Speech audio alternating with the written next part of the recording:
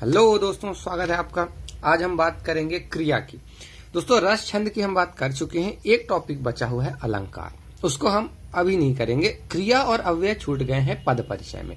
5 हमने बात करी थी, संज्ञा, सर्वनाम, विशेषण, क्रिया और अव्यय। तो 3 तो पहले ही कंप्लीट हो चुके हैं, ये 2 बीच के छूट गए थे। छोटे से टॉपिक है, इसलिए मैं सोच रहा हूँ इसको पहले कर लेता हूँ, फिर अलंकार कर लेता हूँ। अलंकार के 3-4 पार्ट बनेंगे, बहुत ज्यादा है अलंकार, मतलब इसलिए उसको हम थोड़ा सा बाद में करेंगे। फिर दोस्तों हो जाएगी हिंदी कंप्लीट। उसके बाद जो हमारे पास बुक है जिसमें क्वेश्चन दिए हुए हैं व्यापम के, हम उनको करेंगे। और अभी जो कोई पेपर आ रहा होगा व्यापम का जिसमें हिंदी जैसे लेबर इंस्पेक्टर में आया है, उनको हम बहुत अच्छे से डिस्कस करेंगे। ठीक है, चलिए।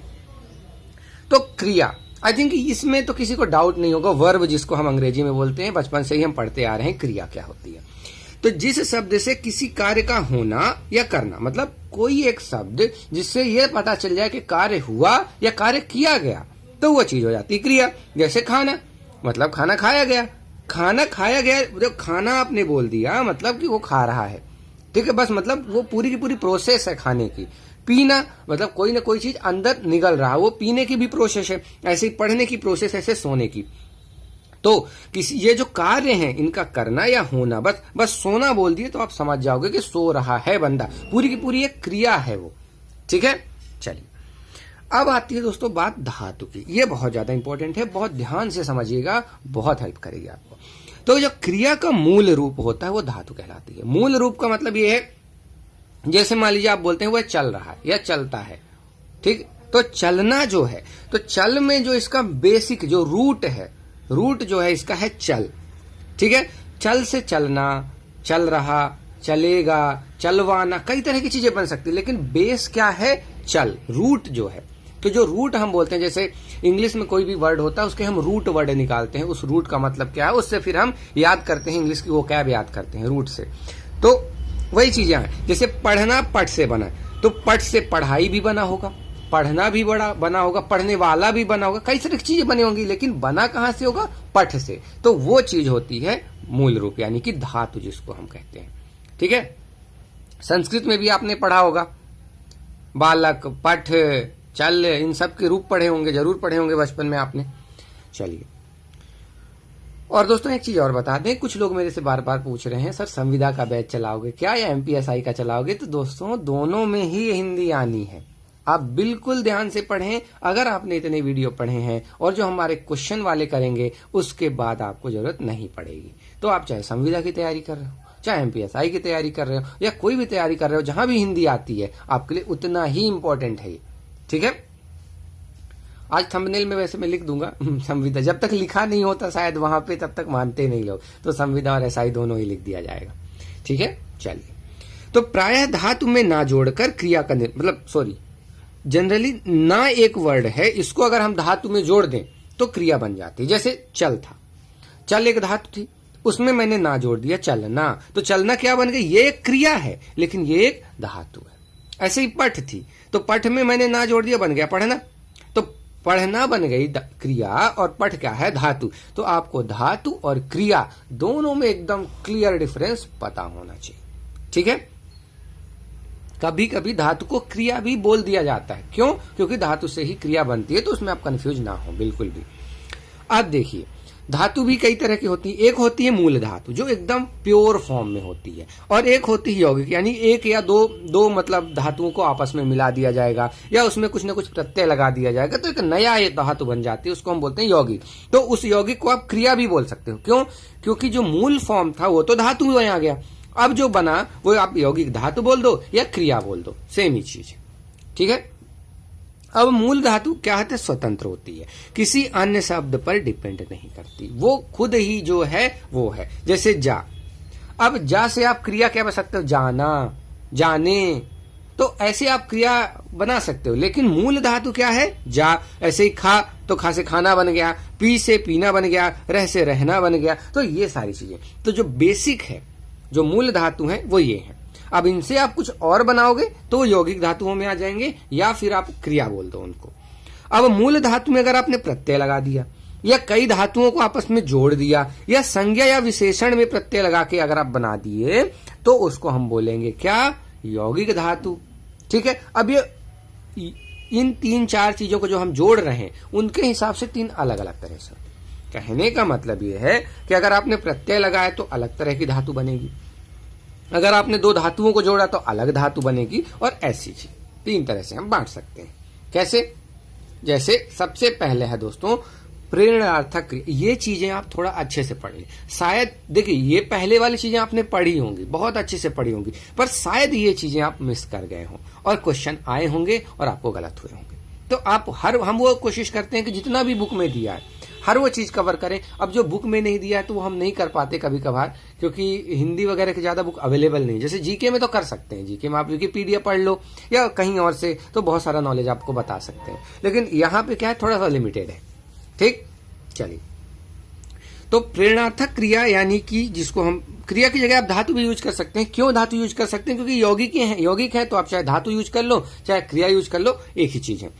तो प्रेरणार्थक जो क्रियाएं हैं वो अकर्मक और सकर्मक दोनों से बनती है। अकर्मक क्या होती है, सकर्मक क्या होती है, हम बाद में बात करेंगे, इसी के बाद थोड़ी देर बाद। बस इतना जान लीजिए, अकर्मक में कर्म नहीं होता, सकर्मक में कर्म होता है। ठीक है।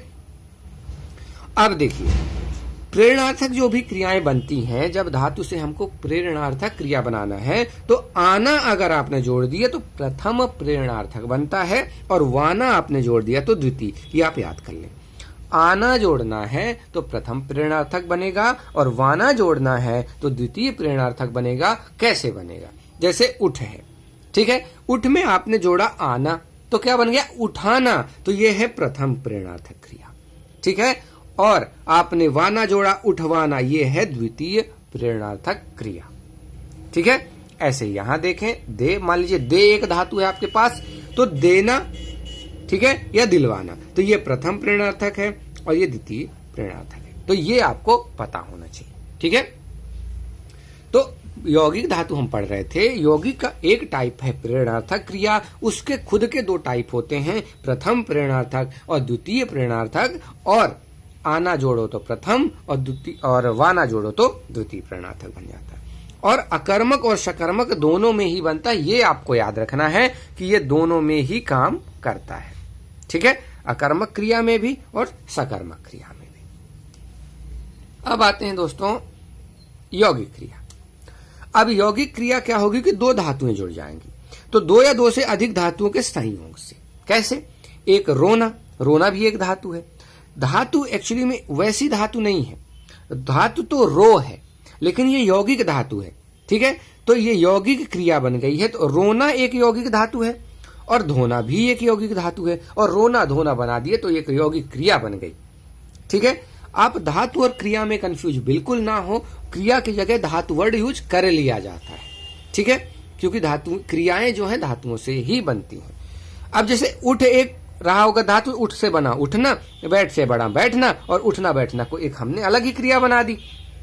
ऐसे ही चलना फिरना, ये वाली क्रियाएं आप जरूर देखे होंगे। ठीक है। प्रेरणार्थक आप समझ गए, यौगिक क्रियाएं आपने समझ ली, दोनों को आपने जोड़ दिया। एक होती है दोस्तों जो बहुत ज्यादा इंपॉर्टेंट है, नाम धातु। इसको आप अच्छे से समझ लें, बहुत ही ज्यादा इंपॉर्टेंट है आपके एग्जाम के पॉइंट से। ठीक है। तो संज्ञा या विशेषण से जो धातु बनती है, कभी कभी हम संज्ञा में कुछ ऐसा मॉडिफिकेशन कर देते हैं कि वो क्रिया बन जाती है। तो संज्ञा को क्रिया की तरह जब हम यूज कर लेते हैं या विशेषण को क्रिया की तरह हम यूज कर लेते हैं तो उसको हम बोलते हैं नाम धातु। ठीक है। नाम धातु आपको समझ में आया होगा। चलिए, तो गाली जैसे था, तो गाली से जैसे गाली देना होता है, तो गाली को जब हम उसको क्रिया बना दे, तो चाहे आप गाली देना बोलो तो वो एक क्रिया है, या गरियाना बोलो तो वो भी एक क्रिया, सेम मीनिंग देता है। गरियाना का भी मतलब गाली देना ही होता है। तो गाली देना बोल दो तो क्रिया है, या फिर गरियाना बोल दो। और लात से लतियाना बोल दो, बोलते हैं काफी कि हम तुझे लतिया देंगे, तो वो मतलब वही है कि लात जो था ये एक मान लो जो संज्ञा था, तो इसको क्या बना दिए, लतियाना एक क्रिया बना दिए। तो कभी कभी जब हम धातु को मतलब संज्ञा या विशेषण से जब हम उसको धातु बना देते हैं या क्रिया बना देते हैं तो उसको हम गरियाना मतलब वो उसको हम बोल देते हैं क्या, नाम धातु। ये वर्ड आपको बिल्कुल याद होना चाहिए, बहुत ज्यादा इंपॉर्टेंट है। अब चूंकि यहाँ पे सकर्मक और अकर्मक वाली चीजें आई थी तो वो भी डिस्कस कर लेते हैं जल्दी से। तो देखिए, कर्म के अनुसार या फिर आप बोलो रचना की दृष्टि से क्रिया होती है 2 तरह की, ये आपको याद भी रखना है। कभी आपसे पूछा जा सकता है कि कर्म के अनुसार या फिर रचना की दृष्टि से क्रिया कितने तरह की होती है, तो आपको बताना पड़ेगा 2 तरह की। आपसे क्वेश्चन में यही पूछेंगे 2, 3, 4, 5 ऐसे ऑप्शन दिए होंगे, तो आपको ये नंबर, ये व्यापम की बहुत बुरी आदत है, वो नंबर पूछते हैं तो आप बिल्कुल याद रखना। हालांकि हम एक लास्ट में एक चार्ट टाइप का आपको देंगे जिसमें सबसे ज्यादा इंपॉर्टेंट जो भी नंबर है वो कवर हो जाएंगे, आप उनको रिवाइज करते रहना तो आपको मिल जाएगा। जैसे क्रिया के भेद और ऐसे वाले हम नंबर देंगे आपको। हम हर वो कोशिश करते हैं आपको हर चीज कवर हो। आगे आपकी इच्छा है, आप कितना समझते हो डिपेंड उस पर करता है। हम ये हमेशा नहीं कहेंगे कि आप रट लो, जो भी ज्ञान दिया जा रहा है, जो भी लेक्चर दिया जा रहा है वो समझो, क्योंकि काम एग्जाम में लेक्चर ही आता है। रटना वाला तो ठीक है, डायरेक्ट क्वेश्चन मिलेंगे तो ठीक है, अदरवाइज इनडायरेक्ट क्वेश्चन में परेशान हो जाओगे। यही हो रहा है महिला पर्यवेक्षक के पेपर में। जिनने समझा है वो बहुत अच्छे नंबर ला रहे हैं और बोल रहे हैं कि सर पढ़ाने का हेल्प मिला। जिनने नहीं समझा है उनको वो बोल रहे हैं कि बस 10-20 नंबर का आया है। तो डायरेक्ट क्वेश्चन आपको नहीं मिलेगा, ये हमने पढ़ाते टाइम भी बोला था। बात क्या है, समझने की। और दोस्तों लेक्चर भी इसीलिए दिया जाता है, समझाने के लिए। पढ़ना तो आप बुक से भी पढ़ लोगे। जो समझ है, जो हमारा एक्सपीरियंस है, वो आपको मिल रहा है समझने में, तो वो आप लो, वो आपको बहुत हेल्प करेगा। आप देखना एग्जाम में, ठीक है। चलिए, सकर्मक और अकर्मक दो। सकर्मक, स का मतलब क्या होता है, उसमें जैसे हिंदी में होता ही है, आ आप जोड़ दो तो उल्टा बन जाता है और सा बोल दो तो मतलब अच्छा वाला। तो सकर्मक मतलब जिसमें कर्म जुड़ा हुआ है और अकर्मक जिसमें कर्म जुड़ा नहीं है, ठीक है। चलिए अब देखते हैं कैसे होता है और पहचानते कैसे हैं। तो सकर्मक, जिस क्रिया के साथ कर्म हो या कर्म की संभावना हो, ये चीज बड़े ध्यान से पढ़ना, या तो कर्म हो या कर्म की संभावना हो तो भी सकर्मक होगा, या क्रिया का फल जो है कर्म पे पड़े। सबसे पहले तो आपको कर्म पहचानते आना चाहिए। एक होता है कर्ता जो काम करता है, एक होता है क्रिया जो काम हो रहा है, एक होता है कर्म जिसपे क्रिया का प्रभाव पड़ रहा है। हमने, अगर आपको याद हो तो बहुत अच्छा एग्जांपल दिया था, राम ने रावण को बाण से मारा। जब हमने पढ़ा था कारक, तो वहां राम जो हो गए थे कर्ता, मारना हो गई थी क्रिया, ठीक है। और एक कारक भी एक कर्म था, आप बताएं वो कौन सा कर्म था, ठीक है। और उसके अलग, सॉरी, कौन सा कारक था, और कर्म यहाँ पे कौन था, रावण, क्योंकि रावण को मारा गया था। कर्ता ने कर्म को करण से, हमने पढ़ा था बहुत अच्छे से। अगर आप नहीं पढ़े तो कारक वाला वीडियो देखें, आई थिंक संज्ञा के नाम से होगा वो। संज्ञा का जो लास्ट वीडियो है वो कारक है, ठीक है। वहां पे आप ध्यान दें अच्छे से, आप एक भी वीडियो मिस मत करें। 22-23 वीडियो है, ज्यादा नहीं है यार, आप इतना बड़े आराम से पढ़ सकते हो, बहुत हेल्प मिलेगी। तो अब देखिए कर्म आई थिंक आप पहचान लोगे, जैसे राम फल खाता है। अब देखिए कर्म को आपको पहचानना है तो एक और तरीका है, आप क्वेश्चन करो क्या या फिर किसको। तो अब देखिए राम फल खाता है, तो राम खाता है, राम हो गया कर्ता, काम करने वाला, खाता हो गई क्रिया। अब जो बचा तो क्या क्वेश्चन करो कि राम क्या खाता है, तो आपको आंसर मिलेगा फल। या फिर आप क्वेश्चन करो राम किसको खाता है, तो आपको क्वेश्चन आंसर मिलेगा फल। अगर आपको आंसर मिलता है तो क्या है, कर्म है, अदरवाइज कर्म नहीं है। और आगे देखें, सीता तो क्रिया, गीत गाती है, तो गाना हो गई क्रिया। अब ये जो बचा, तो सीता क्या गाती है, तो गीत गाती है, हमको आंसर मिला। सीता किसको गाती है, तो नहीं मिला हमको आंसर, लेकिन क्या गाती, आपको क्या करना है क्वेश्चन में और किसको। अगर एक भी आंसर मिल गया मतलब कि कर्म है। अब देखिए एक मजेदार एग्जांपल, मोहन पढ़ता है। मोहन क्या पढ़ता है, लिखा तो कुछ नहीं है। मोहन किसको पढ़ता है, अभी भी कुछ नहीं है। लेकिन अगर आप थोड़ा सा ध्यान दें, यहां लिखा है कर्म की संभावना हो। यहां दोस्तों भले लिखा नहीं है किताब पढ़ता है, लेकिन ये अंडरस्टूड है कि वो किताब पढ़ रहा होगा। पढ़ेगा तो किताब ही पढ़ेगा, कॉपी पढ़ेगा, जो भी पढ़ेगा, पर पढ़ेगा ना। तो ये अंडरस्टूड, यहाँ लिखने की जरूरत नहीं है, तो यहाँ कर्म की संभावना है, इसलिए ये क्या हो जाएगा, सकर्मक, ठीक है। आपको क्वेश्चन कैसे आएंगे, आपको एक स्टेटमेंट दे दिया जाएगा, एक उसमें पूछ लिया जाएगा या सकर्मक क्रिया यूज हुई। अब देखिए जैसे ये खाता है, तो खाता के साथ कर्म लगा हुआ, तो खाता यहां क्या कहलाएगी, एक सकर्मक क्रिया। और ये भी डिपेंड करता है, डिपेंड ये करता है कि इस सेंटेंस में तो ये सकर्मक है, लेकिन अगर लिख देता राम खाता है, तो उस, जैसे मान लीजिए यहां पे लिखा है राम खाता है, ठीक है। अब देखिए यहां पे हालांकि तो संभावना है कर्म की, ठीक है, लेकिन कुछ क्लियर नहीं है। लेकिन जब ये पढ़ता है तो पढ़ने में तो क्लियर है कि बुक ही पढ़ेगा। खाता है तो कुछ भी हो सकता है, बहुत सारी चीजें खाई जा सकती हैं। अब देखिए राम फल खाता है, तो इस खाता के साथ ये कर्म जुड़ा है, तो यहां पे खाता है सकर्मक। लेकिन राम खाता है तो खाता का कोई कर्म नहीं है, तो यहां खाता क्या हो जाएगी, आकर्मक। तो डिपेंड करेगा यूज कहां हुआ है। तो आप कभी ये नहीं कह सकते कि खाना क्रिया सकर्मक है या अकर्मक है, वो डिपेंड करेगा यूज कहां पे हुई है, ठीक है। ये चीज आपको बिल्कुल क्लियर होनी चाहिए। जैसे यहां पे भी, यहां पे इस सेंटेंस में तो ये सकर्मक है, पर जरूरी नहीं कि ये हमेशा सकर्मक हो, अकर्मक भी हो सकती है, ठीक है। तो यहां खाता क्रिया एक सकर्मक है, गाती एक सकर्मक है, और पढ़ता भी एक सकर्मक है। आई थिंक आपको क्लियर हुआ होगा। अकर्मक में जस्ट उल्टा होता है, कर्म नहीं होता है। तो क्रिया का जो फल है कर्ता पे पड़ता है, ये ज्यादा इंपॉर्टेंट है। यहां पे क्रिया का जो फल है सकर्मक में, वो कर्म पे पड़ता है। और जब यहां कर्म है ही नहीं तो क्रिया का फल किस पे पड़ेगा, कर्ता पे। ये भी पहचानने का एक तरीका। जैसे राधा रोती है, अब रो कौन रहा है, राधा। राधा कौन है, कर्ता। तो क्रिया जो हो रही रोना, उसका फर्क किस पे पड़ रहा है, राधा पे। और राधा चूंकि ये कर्ता है इसलिए ये हो जाएगा कर्ताकार, यानी कि अकर्मक। ऐसे ही मोहन हंसता है, तो हंसता का फर्क किस पे पड़ेगा, मोहन पे। जैसे राम खाता है, खाने का फर्क किस पे पड़ेगा, राम पे। लेकिन अगर मोहन पढ़ता है तो पढ़ने का फर्क मोहन पे नहीं पड़ेगा। आप ये ध्यान दें कि पढ़ने का फर्क मोहन पे बिल्कुल नहीं पड़ेगा, लेकिन खाने का फर्क राम पे बिल्कुल पड़ेगा, ठीक है। तो ये चीजें आपको अगर क्लियर हैं तो आपको सकर्मक और अकर्मक बड़ी आराम से, अगर नहीं क्लियर है तो एक बार रिवाइंड कीजिए और फिर से समझिए। सकर्मक और अकर्मक पहचानना आपको आना चाहिए, ठीक है। अब आते हैं क्रिया के कुछ स्पेशल टाइप दिए हुए हैं, जो अन्य भेद हैं वो देख लेते हैं। सहायक क्रिया, हेल्पिंग वर्ब, आपने जरूर पढ़ा होगा इंग्लिश में। Helping verb is, am are, ये आपने जरूर पढ़ा होगा। ये सब हेल्प करते हैं। मेन क्रिया जो होती है, मुख्य क्रिया, उसकी सहायता करते हैं जोर देने के लिए कि यही काम हो रहा है। जैसे मुख्य क्रिया के साथ संयुक्त होकर अर्थ को स्पष्ट एवं पूर्ण। कभी कभी क्या होता है, मुख्य क्रिया से अर्थ स्पष्ट नहीं होता, तो ये लग जाते हैं तो और स्पष्ट हो जाता है। जैसे मैं घर, घर तो एक कर्म हो गया, मैं कर्ता हो गया, जाता क्रिया हो गया, ये सहायक क्रिया हो गई, ठीक है। आपको पद परिचय करते आना चाहिए। हमने बहुत अच्छे से बात करी थी। मैं कौन है, कर्ता। जाता कौन है, क्रिया। जाता कहां जा रहा है, तो घर हो गया कर्म। और ये जो एक्स्ट्रा बचा ये है सहायक क्रिया।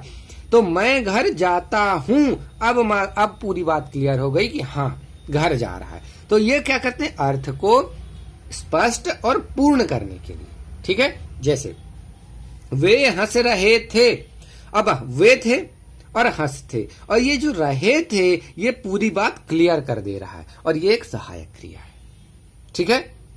हंसना क्रिया है, वे हो गया कर्ता, कर्म यहां है नहीं, रहे थे तो हो गया पूरा।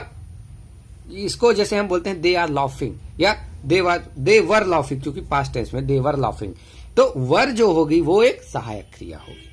हिंदी में पढ़ो, इंग्लिश में पढ़ो, सेम चीज आपको समझ में आना चाहिए। चाहे आप हिंदी में कर पाओ या इंग्लिश में कर पाओ, समझ में आनी चाहिए। और मैं तो कहता हूं दोनों लैंग्वेज आना चाहिए। कभी कभार हिंदी ट्रांसलेशन बहुत गड़बड़ रहता है, आपको इंग्लिश में ही क्वेश्चन अटेम्प्ट करना चाहिए।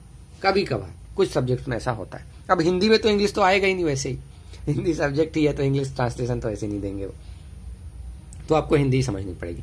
अब होता है पूर्वकालिक क्रिया, जब कर्ता एक क्रिया को समाप्त कर लेता है और दूसरी क्रिया प्रारंभ करता है। अब देखिए दो क्रियाएं हो रही। मान लीजिए एक काम मैंने कर दिया, अब दूसरा काम। जैसे मान लीजिए मैंने महिला पर्यवेक्षक पढ़ा दिया, अब मैं पढ़ा रहा हूं संविदा वालों को या फिर एसआई वालों को, तो एक काम तो मैंने कर लिया, तो वो हो जाएगी पूर्वकालिक क्रिया। जैसे राम भोजन करके सो गया, तो पहले राम ने क्या किया, भोजन, फिर वो सोया, तो जो पहले वाली क्रिया है ये है पूर्वकालिक क्रिया। जैसे महिला पर्यवेक्षक मैंने पढ़ा के एसआई या संविदा पढ़ा रहा हूं, तो क्या हो गया, मैंने संविदा पढ़ाया किसको, पहले महिला पर्यवेक्षक की, वो जो क्रिया थी मेरी वो पूर्वकालिक क्रिया हो गई। तो आई थिंक आपको क्लियर हो चुका है। नाम बोधक, नाम तो आपको क्लियर है, संज्ञा या फिर उसके विशेषण जो बनेंगे, संज्ञा अथवा विशेषण के साथ क्रिया जुड़ने से नाम बोधक क्रिया बनती है। तो ये बहुत आसान है, आई थिंक आप समझ चुके हैं। ये हो गई संज्ञा। ये हो गई क्रिया, और इनको आपने जोड़ दिया तो बन गया लाठी मारना। रक्त खोलता, तो आपने संज्ञा को क्रिया से जोड़ दिया, या फिर विशेषण ले लिए दुखी, और इसको तो ये दुखी होना भी एक क्रिया है। अब देखिए आपसे क्वेश्चन कैसा बन सकता है। मान लीजिए धीरज मैं हूं और नीरज मेरा भाई है। धीरज से मतलब धीरज ने नीरज को मान लीजिए लाठी मारा। अब आपसे ये क्वेश्चन पूछा जाता है कि यहां लाठी मारना क्या है? सहायक क्रिया, पूर्वकालिक क्रिया, नामबोधक क्रिया या द्विकर्मक क्रिया? इस तरह के भी क्वेश्चन आपको आ सकते हैं। आप बिल्कुल तैयार रहें। जब हम कुछ पढ़ा रहे हैं उसका मतलब इतना नहीं होता कि बस इतना ही आप सोचें। हम कोशिश करते हैं कि हर टॉपिक पे आपको सोचने पे मजबूर करें। जैसे ये हो गया लाठी मारना, आप समझ गए, लेकिन ऐसा क्वेश्चन आपको नहीं आएगा।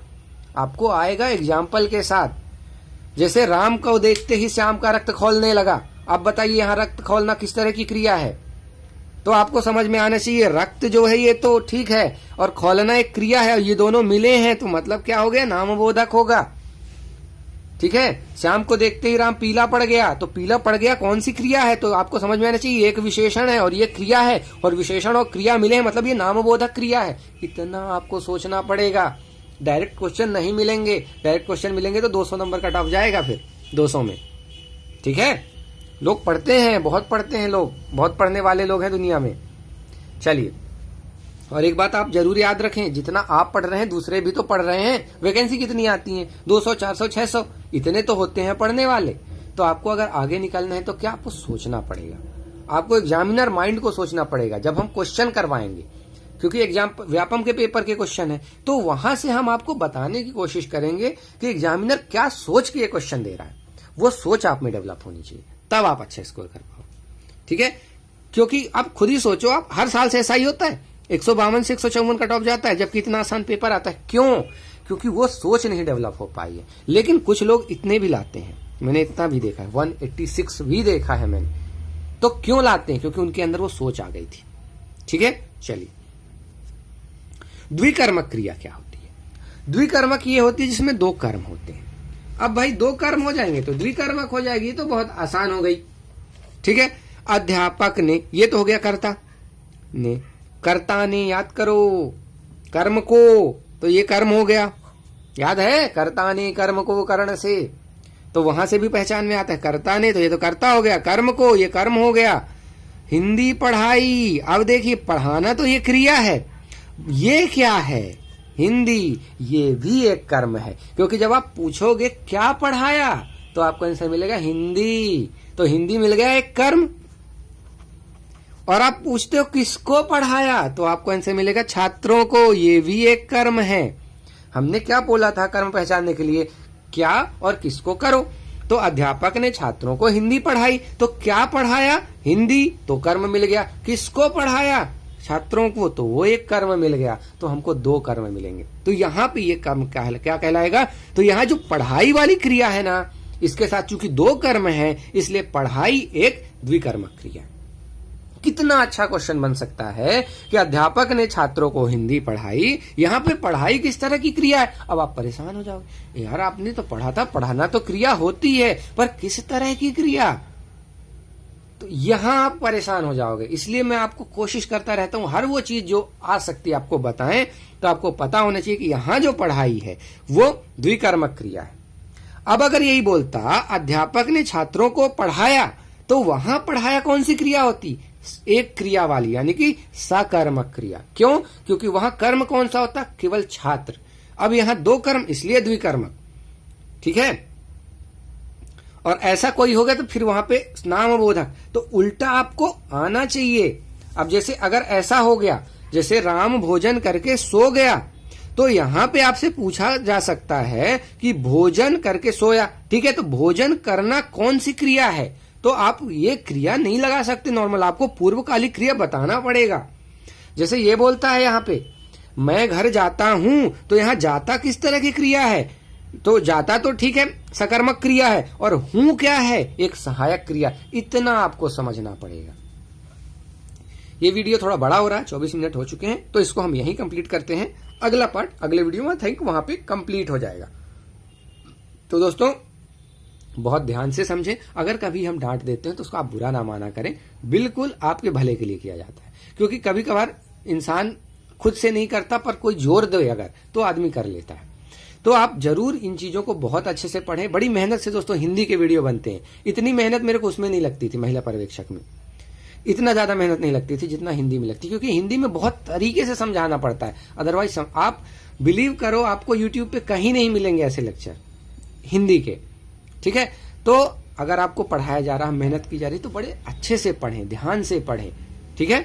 और शेयर जरूर करें वीडियो को, क्योंकि जब ऐड देखा जाता है, हाँ आप लोग ऐड देखते होंगे, स्किप ऐड कर देते होंगे, तो आप ऐड आप पूरा देख लिया करें, उससे हमको थोड़ा सा फायदा होता है। तो बस आगे मिलते हैं अगले वीडियो में। अगर आप ऐड पूरा देखेंगे तो हमको थोड़ा ज्यादा पैसे मिलेंगे, तो हमको भी थोड़ा अच्छा लगेगा, कुछ पैसे मिलते हैं हमको उसके ऐड देखने के आपके। तो मिलते हैं दोस्तों अगले वीडियो में, धन्यवाद।